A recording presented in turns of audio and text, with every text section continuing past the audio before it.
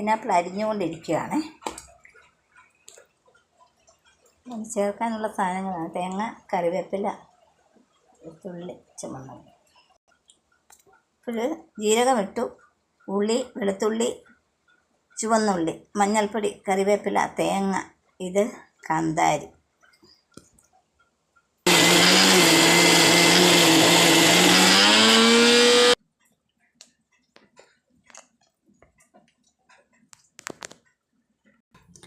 അപ്പോഴേ എണ്ണ വെച്ചു, അതിലേക്ക് കടുക് ഇടുകയാണ്.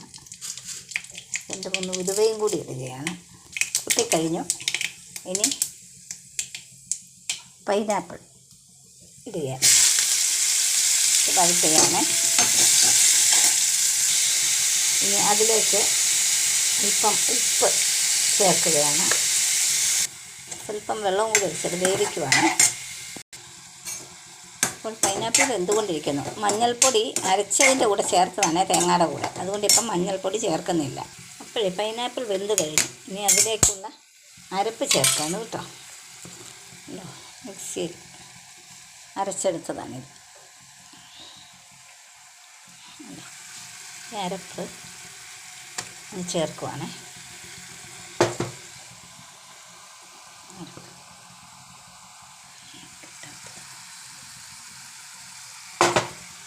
അപ്പോഴേ പൈനാപ്പിൾ പുളിശ്ശേരി ശരിയായി കഴിഞ്ഞു. ഇനി ഇറക്കി വെച്ച് അല്പം പച്ച തൈരും കൂടി ചേർക്കണം.